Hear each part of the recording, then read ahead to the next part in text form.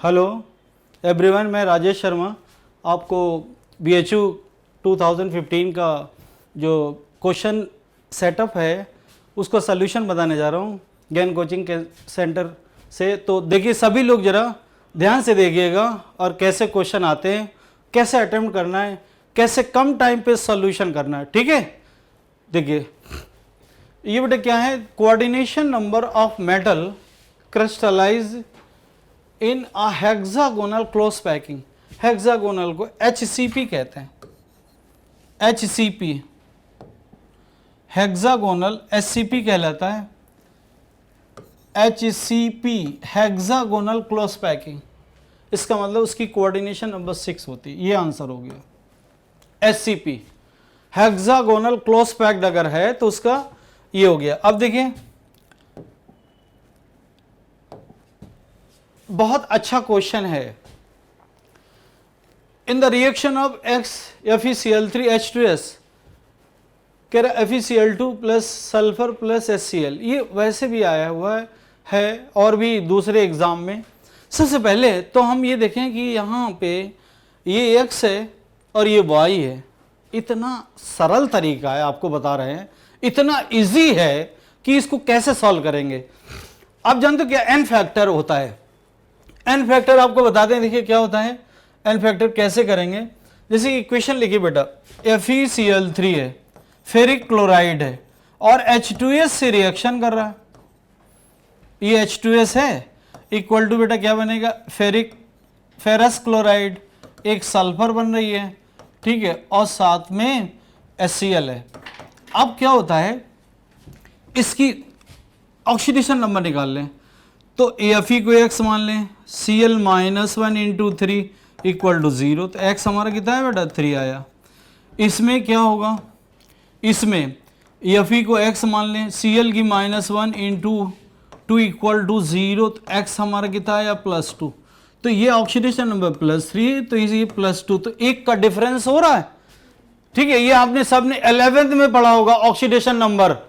तो ये डिफरेंस कितना हुआ 1 का, तो इसका n फैक्टर 1 है, तो यहां पे n फैक्टर लिखेंगे 1।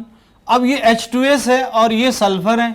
H2S में सल्फर की कितनी होती है, हाइड्रोजन की +1 into 2 sulphur x equal to 0, तो x इक्वल टू कितना है -2 और ये सल्फर की 0, तो डिफरेंस कितना हुआ 0 -2, तो 2 आया, तो n फैक्टर 2, तो यहां 2 रखेंगे और उल्टा करते हैं यहां 1, तो 2 and 1 x और ये हो गया। ठीक है, अब देखो ध्यान से, कितना इजी गोइंग क्वेश्चन है, यहीं पर हम बता सकते थे।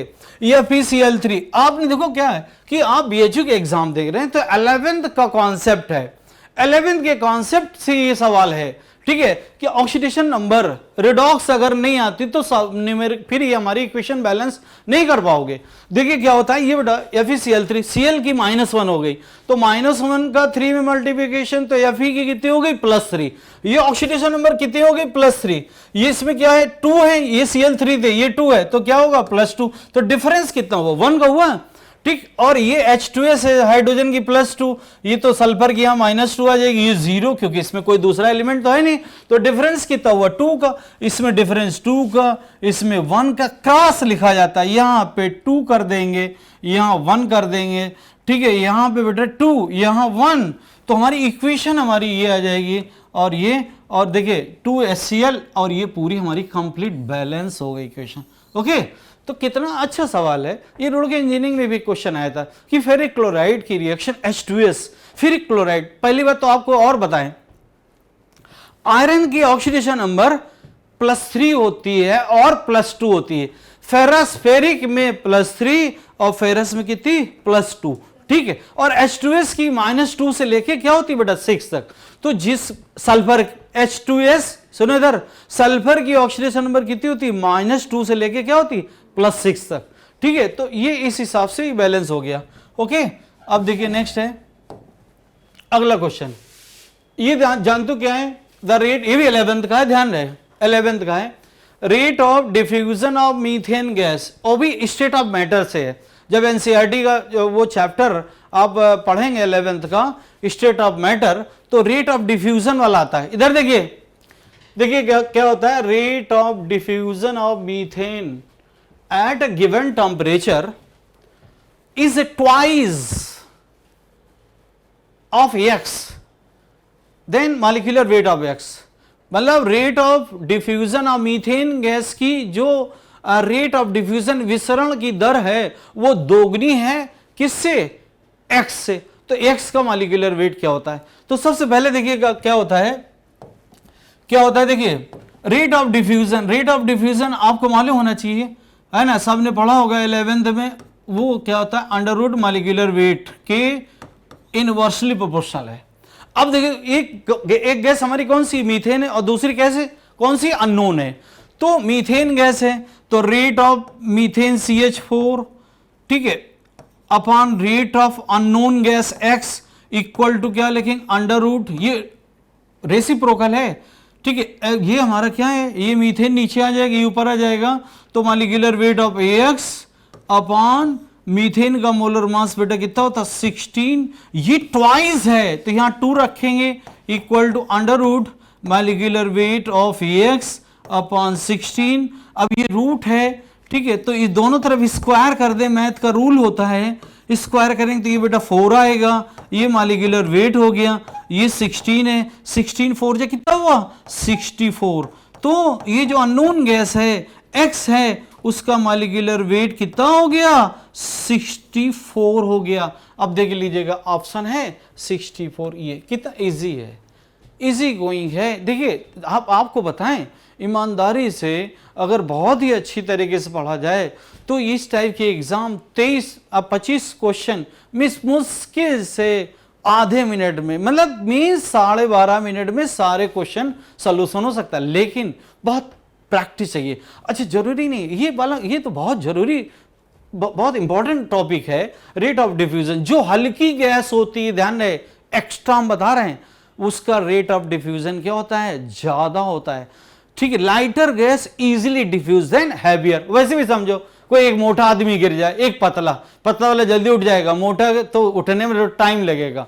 तो जो हल्की गैस है वो रेट ऑफ डिफ्यूजन ज्यादा होगा किसके कंपेयर, हैवियर के। ओके, तो इसका आंसर 64 हो गया, ठीक। अब देखिए नेक्स्ट है, अगला क्वेश्चन है, ये मोल से है, मोल से भी है और साथ में स्टेट ऑफ मैटर वाले चैप्टर से है। आप जानते हो क्या है, कह रहा है कि 4.4 ग्राम ऑफ गैस, कोई गैस है उसका वेट है 4.4 ग्राम, ठीक है, एसटीपी कंडीशन है, एसटीपी का मतलब standard temperature and pressure, volume कह रहा है उसका 2.24 लीटर है। तो गैस कौन सी होगी? आप जानते हो क्या है, आप जानते हो, या तो ये देखो वॉल्यूम दिया हुआ है, ये वॉल्यूम है, देखिए ये वॉल्यूम है हमारा, ये वॉल्यूम है, ये ध्यान है वॉल्यूम है, ये वेट है उसका, एसटीपी कंडीशन है, ठीक। तो वो कौन सी गैस की मॉलिक्यूलर वेट निकालना है। तो आप जानते हो क्या, PV इक्वल टू nRT, ये आइडियल गैस इक्वेशन होती है। बात समझे कि नहीं, ये आइडियल गैस, इधर देखो ये आइडियल गैस इक्वेशन है। एसटीपी कंडीशन में प्रेशर कितना होना चाहिए 1 atm, वॉल्यूम बेटा कितना होना चाहिए, वॉल्यूम तो गिवन है 2.24, ये मोल है, मोल का मतलब weight upon molecular weight, R की वैल्यू क्या है 0.082, टेम्परेचर एसटीपी कितना होता है 273, ठीक। अब वेट हमारा देखो, वेट हमारा कितना है 4.4 ग्राम है, आराम से, बहुत आराम से, ठीक है। ये मॉलिक्यूलर वेट है, ये बेटा 2.24 है, और इसका मल्टीप्लिकेशन, इसीलिए कहते हैं बहुत प्रैक्टिस होनी चाहिए, इसका मल्टीप्लिकेशन बेटा 22.4 होता है। अब ये इधर आ जाएगा, ये इधर आ जाएगा, तो मॉलिक्यूलर वेट कितना होगा 4.4 इंटू 22.4 अपॉन 2.24, ये इससे आ गया तो क्या हुआ 10 का मल्टीप्लिकेशन तो कितना आएगा 44। अब 44 किसका होता है, ये कार्बन का एटॉमिक वेट बेटा 12 हुआ, ऑक्सीजन 16 2 जा 32, कितना हुआ 44, आंसर हुआ। हम तो डायरेक्ट 1 मिनट में भी, 1 मिनट का मतलब विद इन नैनो, मतलब बहुत कम समय में देख के ही बता देते ये आंसर हुआ, ठीक है। तो 44 CO2 का होता है। इधर देखो रोहित, ये जैसे NO2 है, तो NO2 का मॉलिक्यूलर वेट 44 नहीं होगा, क्योंकि नाइट्रोजन कितना होता है 14 प्लस ऑक्सीजन 16 टू जा 32, कितना हुआ बेटा, कितना हुआ 6 ये हुआ, और ये कितना हुआ 4, 46 हुआ। आंसर क्या है 44 आ रहा था मॉलिक्यूलर वेट। ठीक है, CO कार्बन मोनोऑक्साइड ये 12 है, ये 16 हुआ तो 28 हो गया, ऑक्सीजन का 32 हो गया। तो करेक्ट आंसर क्या होगा ये। ठीक है, नेक्स्ट देखिए अगला क्वेश्चन देखिए। अगला क्वेश्चन है विच one of the following is not nucleophile. Nucleophile क्या होते हैं, न्यूक्लियोफाइल या तो निगेटिव होंगे या इलेक्ट्रॉन इफिशिएंट होगा। इधर देखो, इधर पीछे जो बैठे हैं जरा ध्यान से देखें, न्यूक्लियोफाइल क्या होगा, न्यूक्लियोफाइल वो होगा, ये क्या कह रहा है, कौन सा न्यूक्लियोफाइल नहीं है, न्यूक्लियोफाइल वो होगा या तो माइनस होंगे या इलेक्ट्रॉन क्या इफिशिएंट हो। अब देखिएगा कौन सा न्यूक्लियोफाइल, हमें तो आराम से देखो इसे मालूम क्या कैसे करना है, आंसर तो ये होगा। तो क्यों होगा पहले ये आपको बताएं। देखिए ये नाइट्रोजन लोन पेयर है, ये नाइट्रोजन है लोन पेयर है, ऑक्सीजन है तो लोन पेयर है। किसी मॉलिक्यूल के सेंट्रल एटम में अगर लोन पेयर होते हैं तो न्यूक्लियोफाइल है। ठीक है, बचा हमारा ये, इस पे लोन पेयर नहीं है, सल्फर है, ऑक्सीजन बेटा 3 है। ठीक है, और ऑक्सीजन वैलेंसी 2 थी है, तो ये हमने डबल बॉन्ड ये लगा दिया। सल्फर के आउटर सेल में 6 इलेक्ट्रॉन, 2 ये 2 इसके साथ शेयर कर रहा, 2 इसके साथ, तो ये मतलब इलेक्ट्रॉन इसमें ठीक है इफिशिएंट नहीं है। तो ये हमारा क्या लुईस एसिड है। जितने भी इलेक्ट्रोफाइल होते हैं वो लुईस एसिड, ये इलेक्ट्रोफाइल है, बाकी सब क्या है न्यूक्लियोफाइल है। तो ये हमारा ठीक है न्यूक्लियोफाइल नहीं है, बाकी सब न्यूक्लियोफाइल। किसी मॉलिक्यूल के सेंट्रल एटम में अगर लोन पेयर हैं, क्या है लोन पेयर हैं, तो क्या होते हैं न्यूक्लियोफाइल होते हैं। ओके, अब देखिए नेक्स्ट, चूंकि टाइम कम है इसलिए एक होता है आइडोफॉर्म टेस्ट देगा, which one of the following iodoform test देगा। आइडोफॉर्म टेस्ट के लिए क्या होता है कि पहली बात तो aldehyde and ketone gives positive iodoform test which contain COCH3 group, लेकिन अल्कोहल भी देते हैं। और अल्कोहल कौन सा है, अल्कोहल प्राइमरी अल्कोहल में कौन सा, कि ध्यान रहे बेटा बार बार नहीं है अब क्योंकि टाइम कम है BHO के लिए।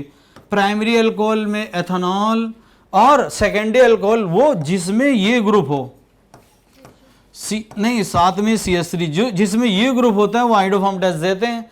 ठीक है, ये ग्रुप सेकेंडरी अल्कोहल, तो सेकेंडरी सामने दिख रहा है बेटा, ये है देखिए CH है, CHOH है, और यहाँ पे CH3 है, और यहाँ पर भी CH3 है। तो देखिए 2 डिग्री अल्कोहल गिव्स पॉजिटिव, लेकिन 2 डिग्री में एक कंडीशन है, यहाँ C2H5 ना हो, ये ग्रुप होता है तो आइडोफॉर्म टेस्ट देता है। तो इसका आंसर B होगा, ये नहीं देगा, ये टर्सरी अल्कोहल है, और C3H7 ये प्राइमरी अल्कोहल है। ठीक है, प्राइमरी अल्कोहल में केवल एथेनॉल देता, ध्यान दें ओनली एथेनॉल।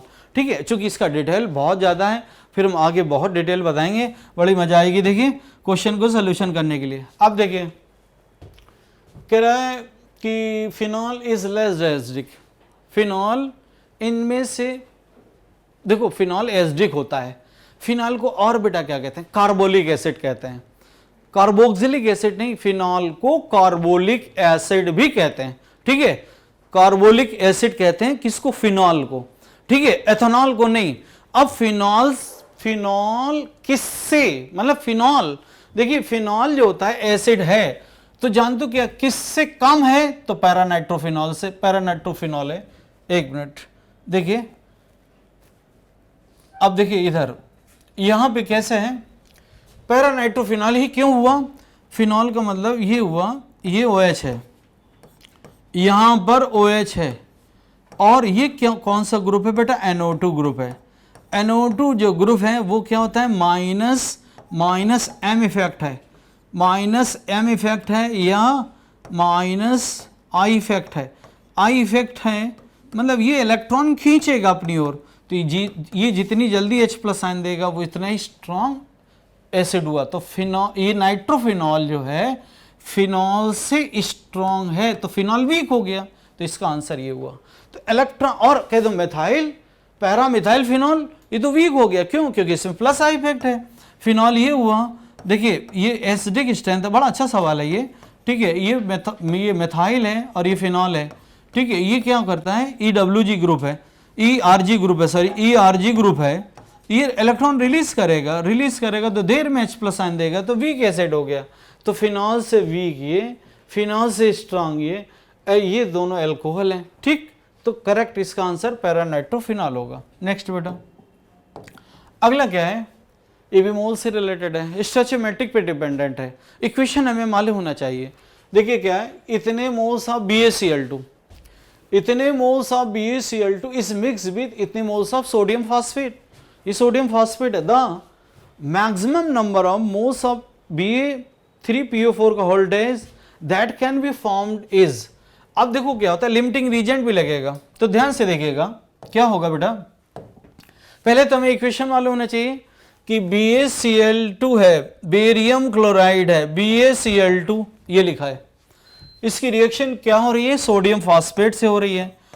Na3PO4, ये PO4 से हो रही है, Na3PO4 से हो रही है। ओके, बन क्या रहा है, ये आपको सामने बेरियम फास्फेट मतलब Ba3 बन रहा, Ba3 और PO4 का वोल्टेज ये बन रहा है। इसका मतलब 3 बेरियम है तो 3 बेरियम कर दें, सामने दिख रहा है बेटा, ये वोल्टेज है तो ये 2 करें। ओके, ये तो सामने दिख ही रहा, जरा ध्यान से देखो। इतने मोल ऑफ BaCl2 कितने हैं, 0.5 इसके मोल हैं, ध्यान रहे बेटा।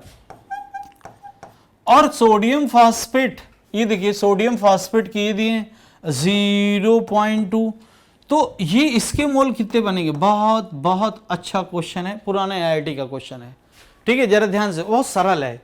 आप क्या करो, इसके मोल अगर प्रोडक्ट के पूछता है तो जो स्टोइचियोमेट्रिक है उसका डिवाइड कर दो, तो 0.5/3, 0.2/2, तो ये तो आ गया 0.1, ये क्या है 0.166। इन दोनों में कम ये है। लिमिटिंग रीजेंट का कॉन्सेप्ट है, लिमिटिंग रीजेंट 11th का पहला चैप्टर है, जो कम मोल होते हैं वही बनेगा, तो आंसर ये आया। ये बहुत पुराना क्वेश्चन है, IIT में आ चुका है, ठीक है। ये क्या स्टोइचियोमेट्रिक पे डिपेंडेंट है, स्टोइचियोमेट्रिक पे डिपेंडेंट होता है। हम ये देखते हैं 3 मोल हैं, ये जो 3 से और ये 2 से, ये जो गिवन मोल है इसमें डिवाइड कर देते हैं, जो कम आ जाए वही लिमिटिंग रीजेंट है। ज़्यादा नहीं बनाएंगे क्योंकि निगेटिव आएगा, रिएक्टेंट कभी निगेटिव नहीं होते, ठीक। अब देखिए नेक्स्ट है pH की वैल्यू। इस पे तो एक दिन भर टॉपिक अगर पढ़ाया जाए तब भी कम होता। pH क्या होती है, negative power of 10 which represent hydrogen ion concentration. Concentration का मतलब मोलरिटी का टर्म्स होता है। मोलरिटी किस पे डिपेंडेंट होती है, मोल्स पे डिपेंडेंट होती है। देखिए क्या होता है, हम आपको बता दें। देखो H plus ion equal to होता है 10 की पावर माइनस pH, ये होता है बेटा।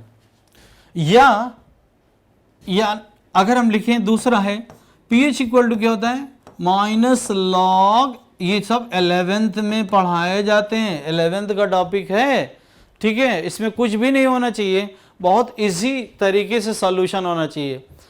pH H2SO4 की है, ठीक है। H2SO4 मोलरिटी इतनी दी है, बड़े ब्रैकेट को कहते हैं मोलरिटी, ये एक्टिविटी, ये बड़ा ब्रैकेट है।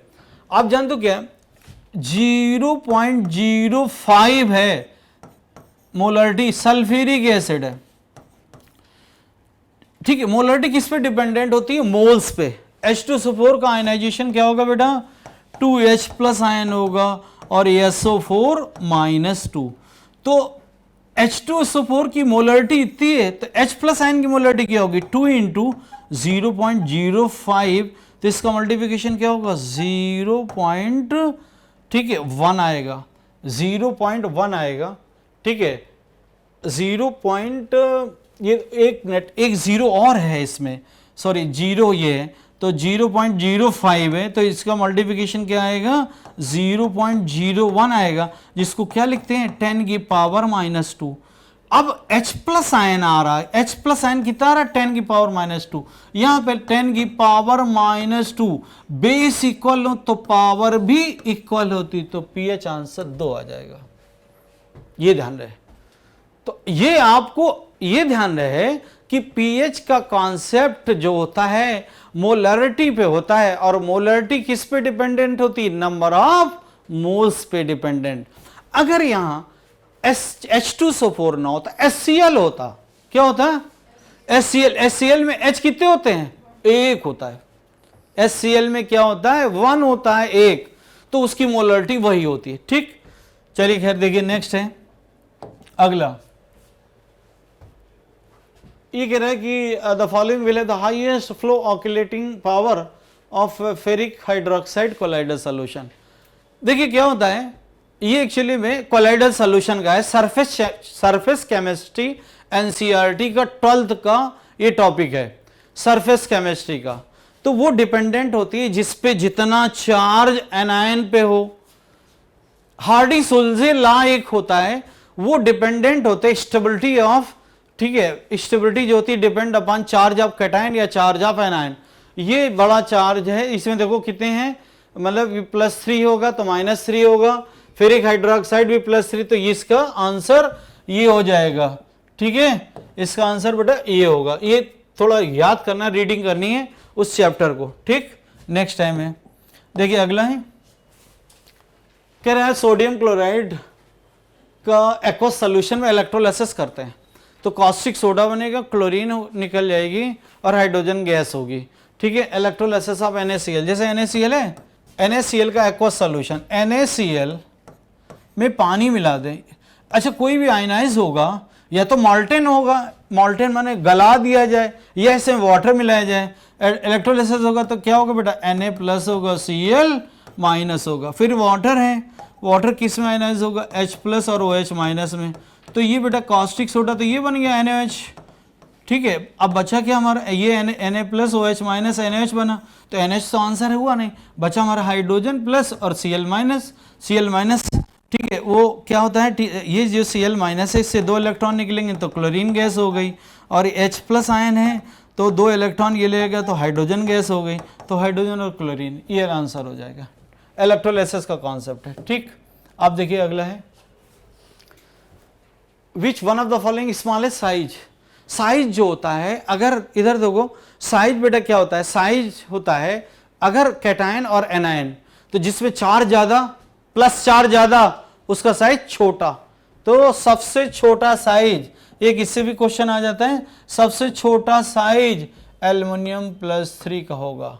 ठीक है, अगर मान लीजिए ये क्वेश्चन का तो बड़ा साइज, तो जिसमें निगेटिव चार्ज ज्यादा होते हैं उसका साइज बड़ा होता है।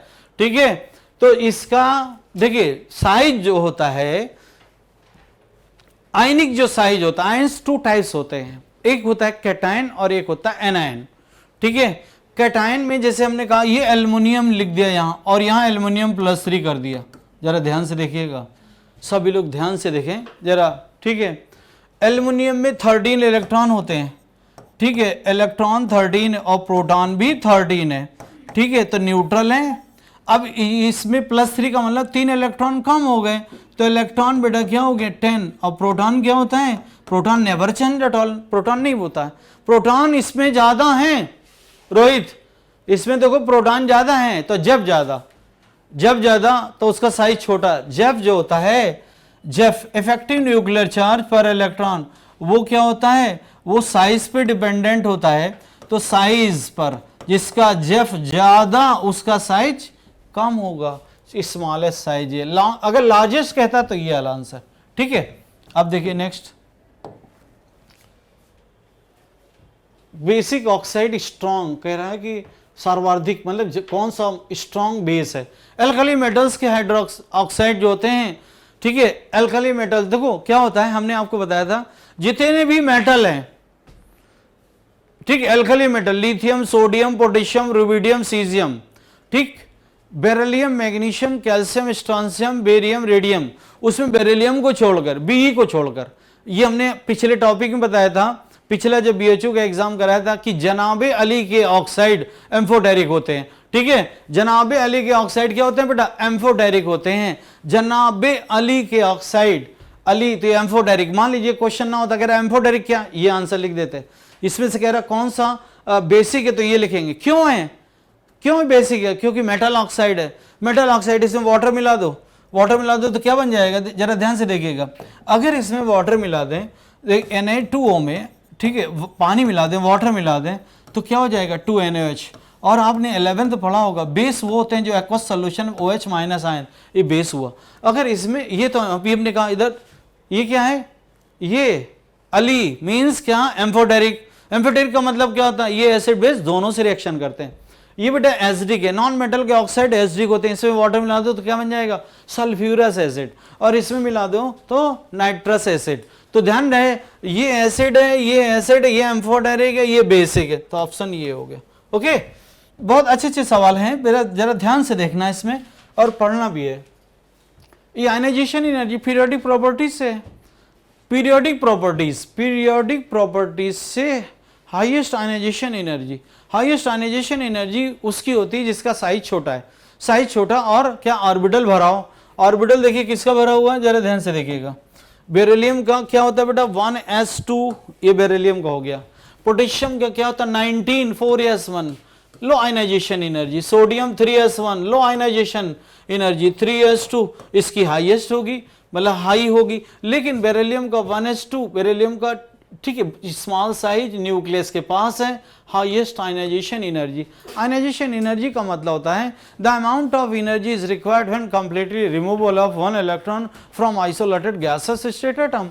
तो इससे इलेक्ट्रॉन निकालना एनर्जी ज्यादा रिक्वायर होगी। ओके, ये आयनाइजेशन एनर्जी का है। देखिए ये भी कह रहा है कि इसमें से कौन सा है जिसको हीट करेंगे तो NO2 गैस निकलेगी। दो चीज ध्यान रहे, यहाँ तो ऑप्शन ये है लेड नाइट्रेट और लिथियम नाइट्रेट, दो NO2 गैस रिलीज करते हैं। ओके, ध्यान रहे ये एनसीईआरटी में जब आप पढ़ेंगे ना 11th का, तो उसमें ये है, ये लेड नाइट्रेट और क्या था बेटा लिथियम नाइट्रेट, ठीक है, ये नाइट्राइड बनाता है, ठीक है, और बाकी अल्कली मेटल्स में ऑक्साइड बनाते हैं। तो इसका आंसर बेटा ये होगा लेड नाइट्रेट। ठीक, नेक्स्ट कह रहा मोस्ट स्टेबल, मोस्ट स्टेबल, ये आईटी भी क्वेश्चन आया है। मोस्ट स्टेबल देखिए क्या होता है, सबसे अब तो आंसर 2 मिनट बता दें कि आंसर बेटा ये है, इसका आंसर ये होगा, ये वाला है, क्योंकि इन दोनों का साइज लगभग सेम है। नाइट्रोजन और फ्लोरीन का साइज सब लगभग सेम है, थोड़ा क्लोरीन बढ़ गया, ब्रोमीन और बढ़ गया, आयोडीन और बढ़ गया। इन दोनों की इलेक्ट्रोनेगेटिव का डिफरेंस भी थोड़ा सा कम है भाई। फ्लोरीन की इलेक्ट्रोनेगेटिव बेटा कितनी होती 4, नाइट्रोजन की कितनी होती 3, तो डिफरेंस कितना 1 का। ये दोनों सेम है लगभग, ये मतलब इसकी बहुत कम है, इसकी इलेक्ट्रोनेगेटिव ज़्यादा, नाइट्रोजन वाली तो सेम रहेगी, आयोडीन की और कम है, तो ये क्या है सबसे ज़्यादा स्टेबल है।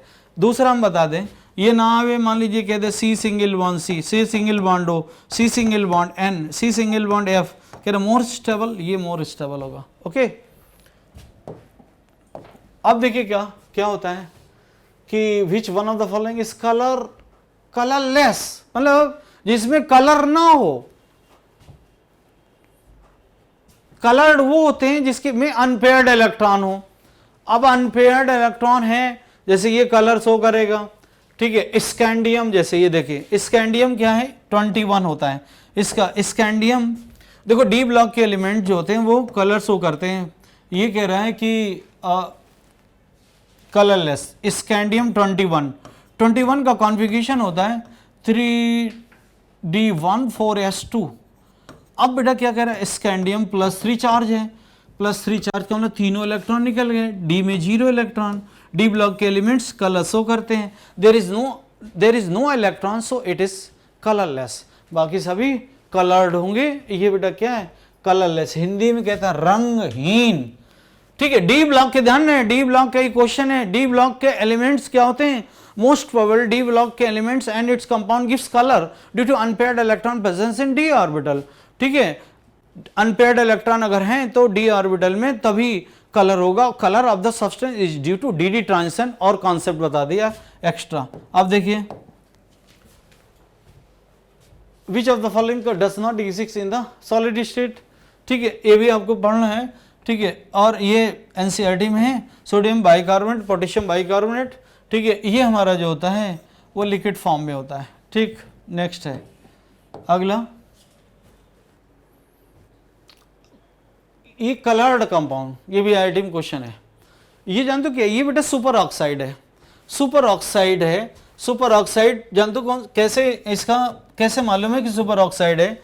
देखो इसका आयनाइजेशन क्या होगा, K+ में होगा, और क्या होगा O2 और O2 माइनस, O2 माइनस मतलब दो ऑक्सीजन की ऑक्सीडेशन नंबर कितनी है -1, एक की कितनी होगी -12।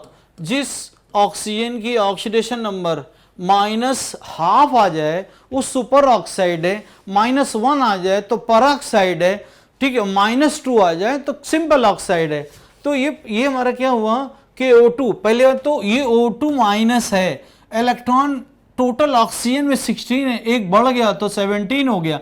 और 17 के लिए क्या होता है, बिल्कुल आखिरी वाला बता रहे हैं, 2πpx, ठीक है, स्टार, इसमें 2 इलेक्ट्रॉन हो गए, और 2py star anti bonding 1 electron, ठीक है। तो मतलब ये इसका कॉन्फ़िगरेशन, ये अनपेयर्ड इलेक्ट्रॉन है, अनपेयर्ड इलेक्ट्रॉन होते हैं तो कलर शो करते हैं। तो बेटा इसका आंसर के इसका नाम ध्यान रहे, मान लीजिए आ जाए सुपर ऑक्साइड। अभी आईआईटी में रिसेंटली आया था सीजियम सुपर ऑक्साइड, ये इसको बार बार जब ये बार बार क्वेश्चन आता था तो ये क्या चेंज कर दो, अभी ये सीजियम ऑक्साइड एक ही फैमिली का है, लिथियम, सोडियम, पोटेशियम, रुबिडियम और सीजियम, ये हमारा ये सारे इनमें ये ध्यान रहे पोटेशियम और सीजियम का ये सुपर ऑक्साइड है, ठीक है। सुपर ऑक्साइड में अनपेयर्ड इलेक्ट्रॉन होते हैं और बॉन्ड रेडियस इसका 1.5 होता है, ठीक है। तो ये शो करेगा क्या बेटा, ये शो करेगा कलर, ठीक। अच्छा ये भी सवाल था, अब देखिएगा इसमें कह रहा है कि इलेक्ट्रॉन इस नहीं है, मतलब कौन सा इलेक्ट्रोफाइल नहीं है। पहली बात तो इलेक्ट्रोफाइल हमने क्या कहा था, जिसमें प्लस होता है वो इलेक्ट्रोफाइल, या इलेक्ट्रॉन डिफिशिएंट हो, तो ये इलेक्ट्रोफाइल है, ये इलेक्ट्रोफाइल है, ये इलेक्ट्रोफाइल, जितने प्लस होते हैं सब इलेक्ट्रोफाइल, ये इलेक्ट्रोफाइल है, ठीक, ये इलेक्ट्रोफाइल है, जितने एसिड होते हैं इलेक्ट्रोफाइल है। एल्युमिनियम क्लोराइड ये भी इलेक्ट्रोफाइल है, इलेक्ट्रॉन डिफिशिएंट है, लेकिन ये न्यूक्लियोफाइल है, ठीक है। अब इलेक्ट्रोफाइल कह रहा है नहीं है, तो ये न्यूक्लियोफाइल है क्योंकि लोन पेयर हैं, ये सभी क्या है बेटा इलेक्ट्रोफाइल हैं। इलेक्ट्रोफाइल को हिंदी में कहते हैं इलेक्ट्रॉन स्नेही, क्यों, क्योंकि प्लस इलेक्ट्रॉन की कमी तो इलेक्ट्रॉन को अपनी तरफ अट्रैक्ट करेंगे। हिंदी इलेक्ट्रॉन स्नेही, SO3 हमारा लुईस एसिड है, ये लुईस एसिड है, ठीक है, ये भी लुईस एसिड है, इलेक्ट्रॉन डिफिशिएंट है, इलेक्ट्रॉन डिफिशिएंट ये भी है, ये भी इलेक्ट्रॉन डिफिशिएंट है। एल्युमिनियम क्लोराइड को लिखेंगे AlCl3, इलेक्ट्रॉन डिफिशिएंट है, इलेक्ट्रॉन की कमी है, एक बॉन्ड का मतलब 2 इलेक्ट्रॉन, 2 4 2 6 होने चाहिए 8, तो 2 इलेक्ट्रॉन कम है, तो ये हमारा इलेक्ट्रोफाइल नहीं है, ठीक। अब देखिएगा, अब कह रहा है इसका IUPAC नेम, इधर देखिए जरा, इसका IUPAC नेम, ये अल्कोहल है, फंक्शनल ग्रुप है, यहां से काउंटिंग होंगी तो 1 पे, ये देखिए 1 पे हमारा क्या है, ये 1 है, 1 पे ये रिंग को क्या कहेंगे फिनाइल, और एक कार्बन को मेथ कहते हैं तो मेथनॉल, 1 फिनाइल मेथनॉल, ठीक है, 1 फिनाइल मेथनॉल है, 1 phenyl methanol, phenyl methanol, methanol, ठीक है। अगर मान लीजिए यही क्वेश्चन ये आ जाता, रिंग बन जाता, और रिंग में अगर ऐसे आ जाता CH2 CH2OH, तो काउंटिंग 1 2 में 2 फिनाइल इथेनॉल हो जाता, ओके। अब देखिए बेटा समय कम है, थोड़ा सा ध्यान से पढ़िएगा। अब ये कह रहा है कि which of the following alkyl bromide में use to synthesise of 2,3 dimethyl butane Wurtz reaction. Wurtz reaction जानते हो क्या है, आपको 9 से पढ़ाई जाती है, ठीक है, 9 या 10th में पढ़ाई जाती है, वैसे तो 11th में बार बार आती है। वुड्स रिएक्शन, वुड्स रिएक्शन क्या है, एल्काइल हैलाइड के 2 मोल्स होने चाहिए, ठीक है। ये एल्काइल हैलाइड है RX और सोडियम के साथ हो, ठीक है, एल्काइल हैलाइड हो, ठीक है, ड्राई ईथर के प्रेजेंस है, ड्राई ईथर के प्रेजेंस है, तो 2 एल्काइल RR एल्केन बनती है प्लस 2 NaX। अब यहाँ पे कह रहा है कि ये हमारा 2,3 डाइमेथाइल ब्यूटेन बने, ध्यान से देखो 2,3 डाइमेथाइल ब्यूटेन, 2 पर और 3 पे डाइमेथाइल है, ब्यूटेन ये बन रहा है वुड्स रिएक्शन से, तो ये अल्काइल हैलाइड क्या होना चाहिए, तो जब ये बने तो इसको आधा तोड़ लिया करो, आधा तोड़ने पे ये कर दिया, आधा तोड़ दिया, और यहाँ पे हेलोजन कुछ भी डाल लिए, क्लोरीन डाल दो, ब्रोमीन डाल दो, आयोडीन डालो, इस ग्रुप को क्या आइसोप्रोपाइल ब्रोमाइड, अगर यहाँ हमें लिख दें CH और ऐसे लिख दें तो ये आइसोप्रोपाइल ब्रोमाइड है, आइसोप्रोपाइल ब्रोमाइड, तो इसका आंसर ये हो गया बी। ठीक है, इसी का अगर वुड्स रिएक्शन करा दें तो प्लस फिर वही 2Na, फिर वही दूसरा सेम वही लेंगे। ठीक है, Br और CH CH3 CH3 ईथर के बेस तो 2Na Br अलग हो जाएगा और ये प्रोडक्ट बन गया। ओके, तो वुड्स रिएक्शन है, आपको इसको जरा ध्यान से देख लीजिएगा। ठीक है, अगला देखिए, ये देखिए कह रहा है which of the following is not react with ammoniacal silver cuprous chloride. Ammoniacal cuprous chloride से रिएक्शन वही नहीं करेंगे जिसमें एसिडिक हाइड्रोजन ना हो। अब देखिएगा, एसिडिक हाइड्रोजन अगर जिसमें है वो रिएक्शन करता है, ना होता अगर ये अमोनिकल क्यूप्रस क्लोराइड ना होता, अगर यहाँ अमोनिकल सिल्वर नाइट्रेट होता, ठीक है, तो वही रिएक्शन करते हैं जिसमें एसिडिक हाइड्रोजन है। अब देखो एथाइन ये करेगा, एथ माने 2 कार्बन, आइन है तो ट्रिपल बॉन्ड। ठीक, ये बेटा sp हाइब्रिडाइजेशन होने के कारण, sp हाइब्रिडाइजेशन होने के कारण ये हाइड्रोजन एसिडिक होता है। ये किससे? अमोनिकल क्यूप्रस क्लोराइड से रिएक्शन करेगा। प्रोपाइन, प्रोप माने 3 कार्बन, ठीक है, यहाँ ट्रिपल बॉन्ड लगा दिया, एक हाइड्रोजन एसिडिक है, ये हाइड्रोजन, ये कार्बन sp हाइब्रिडाइजेशन से ये हाइड्रोजन एसिडिक है। जैसे ये दोनों हाइड्रोजन बेटा क्या होते हैं? एसिडिक होते हैं, लेकिन वीक एसिड होते हैं, एसिडिक हाइड्रोजन है, एसिडिक हाइड्रोजन है, ये एसिडिक हाइड्रोजन है, ये एसिडिक हाइड्रोजन है, एसिडिक हाइड्रोजन है। ठीक है, पेंटाइन 1, पेंटाइन 1 5 कार्बन कर दो, ठीक है, पेंटाइन है, पेंटाइन 1, ये पेंटाइन 1 है, ठीक है, ये एसिडिक हाइड्रोजन है। ब्यूटाइन 2, ब्यूटाइन 2 में 4 कार्बन है, ब्यूट माने 4 कार्बन, ठीक है, ये यहाँ ट्रिपल बॉन्ड लगाए, आइन का मतलब ट्रिपल बॉन्ड होता है, यहाँ 3 हाइड्रोजन है, यहाँ 3 हाइड्रोजन है, इस कार्बन से हाइड्रोजन नहीं, इस कार्बन से हाइड्रोजन नहीं, इसमें एसिडिक हाइड्रोजन नहीं है, ये रिएक्शन नहीं करेगा। No acidic hydrogen, no acidic hydrogen, इसमें कोई भी एसिडिक हाइड्रोजन नहीं है। ठीक है, एसिडिक हाइड्रोजन नहीं है बेटा, सब में एसिडिक हाइड्रोजन है, वो इससे रिएक्शन करेगा। अब कह रहा नहीं करेगा तो ब्यूटाइन 2 में एसिडिक हाइड्रोजन नहीं है, ये इसका आंसर होगा। तो इसका आंसर ये हो गया डी। नेक्स्ट है, अगला देखिए, नेक्स्ट ये कार्बोकेटाइन, मतलब ये होता है, ये हमारा जीओसी जनरल ऑर्गेनिक केमिस्ट्री है, स्टेबिलिटी ऑफ कार्बोकेटाइन, सभी पे प्लस चार्ज है, यहाँ प्लस है, यहाँ प्लस है, यहाँ प्लस है, यहाँ प्लस है। ठीक, कौन ज़्यादा स्टेबल है? तो अब आपका कॉन्सेप्ट अगर मालूम है तो कर पाओगे, नहीं है तो बैठे रहोगे। तो कॉन्सेप्ट ये हमारा आंसर हो गया। आंसर ये हुआ, जहाँ ट्रिपल बॉन्ड होता है वहीं प्लस होता है अनस्टेबल, डबल बॉन्ड वहीं प्लस अनस्टेबल, ये तीनों बेटा अनस्टेबल स्टेबल ये हो गया। ठीक है, अब देखिए नेक्स्ट है आखिरी, कह रहा कौन से कैनिजारो रिएक्शन नहीं देता।